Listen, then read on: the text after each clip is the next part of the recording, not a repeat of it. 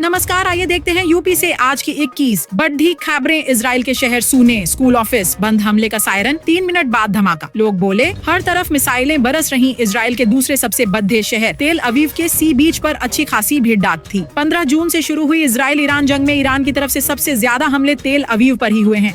फिर भी लोग समंदर किनारे सुकून के पल बिताने आ गए थे। शाम 6 बजे अचानक सायरन बजने लगा, लोगों में भगदड़ मच गई। सभी भागकर बीच के किनारे बने बंकरों में छिप गए। करीब 3 मिनट बाद जोरदार धमाका हुआ। आसपास कहीं मिसाइल गिरी थी। 74 करोड़ के ओवरब्रिज में रोड़ा बना एक मकान। वाइडियो लखनऊ में 8 महीने से रुका पड़ा है काम। रक्षा मंत्री ने किया था शिलान्यास। लखनऊ में 74 करोड़ रुपए से बनाए जा रहे एक ओवरब्रिज का काम केवल इसलिए रुक गया क्योंकि उसके सामने एक मकान आ गया। ओवरब्रिज 8 महीने से अधूरा पड़ा है। इसकी बार बार किरकिरी होती है तो एलडीए बिल्डिंग पर नोटिस चस्पा कर देता है। उसके बाद कोई कार्रवाई नहीं करता। लोगों की लंबी मांग के बाद 2023 में रक्षा मंत्री ने इस ओवरब्रिज का शिलान्यास किया था। बारिश का अलर्ट, मानसून के पहले दिन 40 मिलीमीटर बारिश। सरडज के तालाब बनी, भीषण गर्मी से राहत मिली। लखनऊ में आज बारिश के आसार हैं। दिन में अधिकतम तापमान 35 डिग्री और न्यूनतम तापमान 25 डिग्री रहने की संभावना है। दिन में कई बार बादल भी छाए रहेंगे। गुरुवार शुक्रवार तेज बारिश से उमस भरी गर्मी से लोगों को राहत मिली है। इसके चलते मौसम ठंडा बना हुआ है। शहर में मानसून ने 20 जून को दस्तक दी है। इसके बाद से बादल छाए हुए हैं। मानसून के आगमन के साथ ही शहर में जमकर बारिश हुई है। इस दौरान 24 घंटे में 40 मिलीमीटर बारिश दर्ज की गई। लखनऊ में खराब मौसम से 4 फ्लाइट्स कैंसिल, 20 विमान 1.5 घंटे लेट। उड्डानें प्रभावित होने से यात्रियों को परेशानी हुई। लखनऊ में शुक्रवार को तेज बारिश से हवाई यातायात बुरी तरह प्रभावित रहा।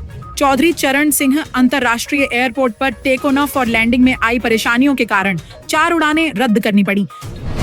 लखनऊ में भीषण आग, 16 दुकानें जली। टेढ़ी पुलिया के पास सड़क किनारे टीन शेड से बनी थी। 2 घंटे में बुझी। लखनऊ में शनिवार सुबह टेढ़ी पुलिया के पास कुर्सी रोड पर एमडी पैलेस के बगल में टीन शेड से बनी 10 भर दुकानों में आग लग गई। आग की सूचना पर इंदिरा नगर और बीकेटी फायर स्टेशन से 2 गाड़ियां मौके पर पहुंची। लखनऊ एयरपोर्ट की बाउंड्री में उतरा करंट, मौत। 45 साल की महिला चपेट में आई। भिड्डाच का प्रशासन के खिलाफ हंगामा। लखनऊ एयरपोर्ट पर वीआईपी रोड के किनारे बनी बाउंड्री वॉल में करंट उतर आया। इसके चपेट में आकर महिला की मौत हो गई। वह वहां जामुन बीन रही थी। करंट टीन शेड से बनी बाउंड्री वॉल में उतरा। घटना की सूचना मिलते ही मौके पर भारी भीड़ जमा हो गई। लोगों ने प्रशासन के खिलाफ हंगामा भी किया। पुलिस ने शव को कब्जे में लेकर पोस्टमार्टम के लिए भेज दिया है। मैगी पार्टी करने वाले गिरोह में महिला भी शामिल। लखनऊ में सरगना को पुलिस ने दौड़ धाकर मारी गोली, 7 साथी भी पकड़े गए। लखनऊ में चोरी के दौरान साथियों के साथ मैगी पार्टी करने वाले चोर गैंग का सरगना शुक्रवार तड़के पुलिस मुठभेड़ में पकड़ा गया। शातिर चोर 7 साथियों के साथ सर्वोदय नगर मजार के पास चोरी का सामान बांट रहा था। पुलिस ने घेराबंदी की तो चोरों ने फायरिंग कर दी। सहारा बाजार खाली करवाने पहुंचे एलडीए अधिकारियों के सामने बवाल, व्यापारी विरोध करते रहे। अफसरों ने ताले जड़े, लोहिया पथ जाम किया। लखनऊ में पॉलिटेक्निक चौराहे के पास सहारा बाजार खाली करवाने पहुंचे एलडीए अधिकारियों के सामने दुकानदारों ने बवाल शुरू कर दिया। कुछ दुकानदारों ने सामान में तोड़फोड़ भी की, अधिकारियों से नोकझोंक की। उनका कहना है कि कार्रवाई के बाद हमारी शिफ्टिंग या फिर से आवंटन का आदि का लिखित आश्वासन दिया जाए। ईरान में मिसाइल अटैक में लखनऊ का पत्रकार बचा। पिता बोले, 20 सेकंड लेट होता तो जान नहीं बचती। मां के इंतकाल की जानकारी देने के लिए मैं बेटे रवीश जैदी को लगातार फोन कर रहा था, लेकिन कॉल नहीं लग रही थी। देर शाम किसी तरह बेटे के एक दोस्त से बात हुई तो पता चला कि ईरान में उसके न्यूज चैनल के ऑफिस पर इजराइल ने मिसाइल अटैक किया था। पूरा दफ्तर तहस नहस हो गया है। एंकर को लाइव शो छोड़ डच कर भागना पड़ा। के पहले दिन यशस्वी शुभमन की सेंचुरी, पंत ने अर्धशतक लगाया। दूसरे दिन का खेल दोपहर 3:30 पर से शुरू होगा। तेंदुलकर एंडरसन ट्रॉफी का पहला टेस्ट लीड्स क्रिकेट ग्राउंड पर खेला जा रहा है। शनिवार को दोपहर 3:30 पर से दूसरे दिन का खेल शुरू होगा। यहाँ भारतीय टीम 359 रन पर 3 विकेट के नुकसान से खेलना शुरू करेगी। कप्तान शुभमन गिल 127 और ऋषभ पंत 65 रन से अपनी अपनी पारी को आगे बढ़ाएंगे। शाहरुख के मन्नत पर बीएमसी फॉरेस्ट विभाग की जांच। सीआरजे नियमों उल्लंघन की शिकायत पर पहुंची टीम।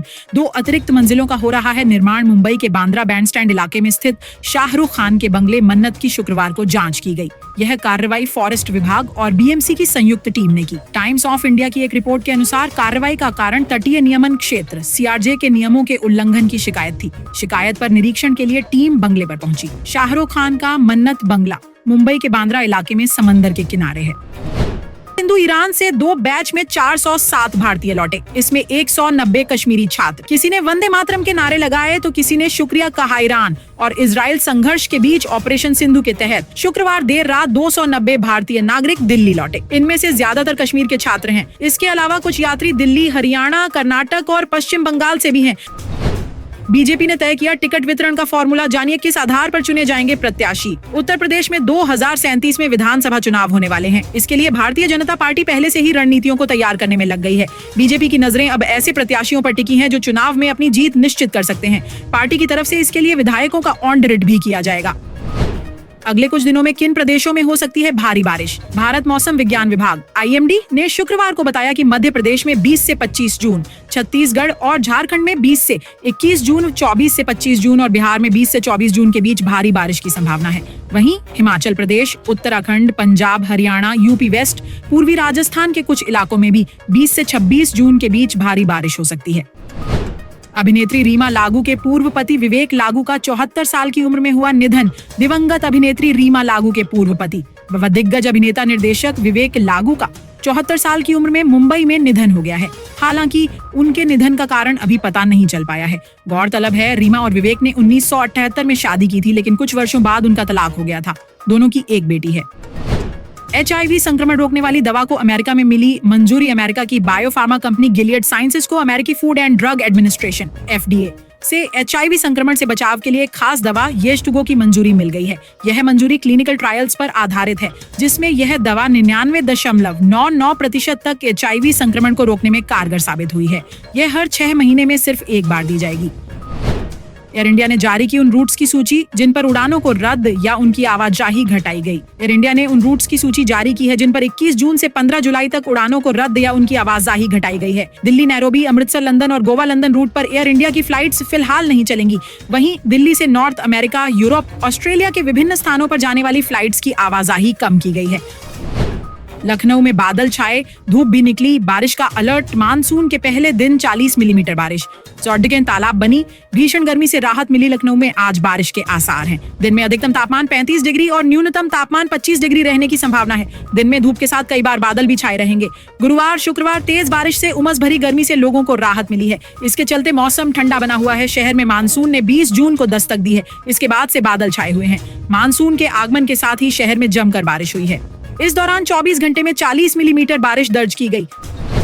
लखनऊ में बेटों की नशेबाजी में गई मां की जान, बेटी ने जांच की मांग की। लोगों में हत्या की चर्चा। बेटे बोले बहन और गांव वाले फंसाना चाहते हैं। लखनऊ के इटौंजा अमानीगंज गांव में मंगलवार रात अपने 2 बेटों के बीच जमीन के विवाद में बीच बचाव करने गई बुजुर्ग मां की संदिग्ध हालात में मौत हो गई। घर में मां की रात भर लाश पड़ी रही, लेकिन नशेबाजी के चलते बेटों पर इसका फर्क नहीं पड़ा। इसी बीच ग्रामीणों ने रात में हुए विवाद की सूचना उनकी बेटी को दे दी।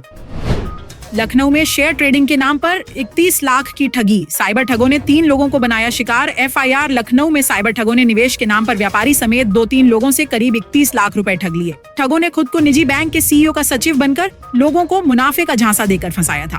पीड़ितों ने साइबर थाने में रिपोर्ट दर्ज कराई है। साइबर टीम मामले की जाँच कर रही है।